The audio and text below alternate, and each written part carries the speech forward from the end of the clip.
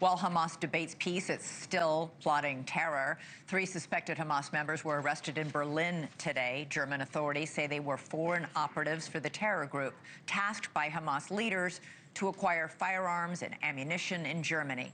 The arsenal would allegedly be used for attacks against Jewish and Israeli targets there.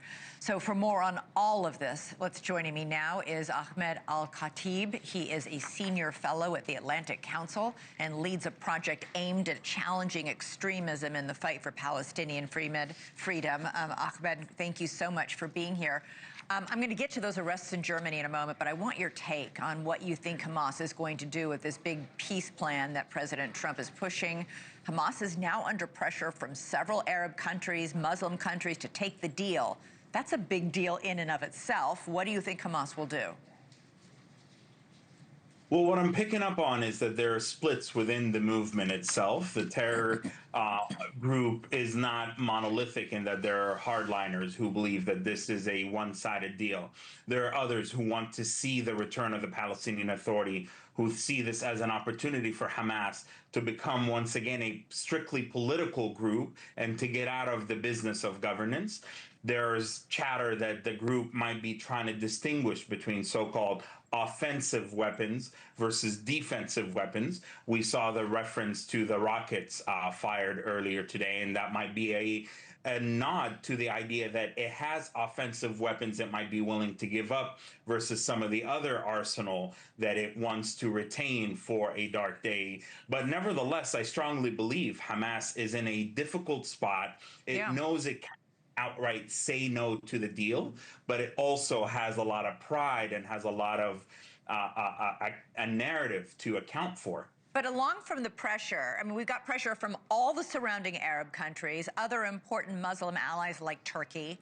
But this peace deal would also mean the restoration of all aid into Gaza. Won't there be enormous pressure from the people inside Gaza for Hamas to take this deal? Well, precisely that. There's a disconnect between what the people of Gaza are saying versus what some other Palestinians in the diaspora or pro-Palestine voices in the diaspora are saying, who want the resistance to keep marching on. But those who are experiencing the consequences of the war, who are paying the ultimate price, are very desperate for this deal to go through because it initiates a phased transitional period that begins with the release of hostages, the surging of the aid. Then you have an international security force that can go in, the retreat of the IDF. And so we could be seeing the seeds of transformation in Gaza, and that's welcome development. You know, giving up these hostages, according to this deal, is one of the first steps Hamas must take. The hostages are really the only leverage Hamas has. Are they going to do it? These families are so desperate to get their loved ones home. Well, I think there's there would have no choice but to. The concern that I think many observers have is that Hamas could mysteriously lose contact with some of the hostages, as they've already signaled. They could mysteriously not locate some of the hostages in Gaza and retain them as bargaining chips, as an insurance policy. That would be viewed very negatively by the Trump administration, certainly by the Israelis.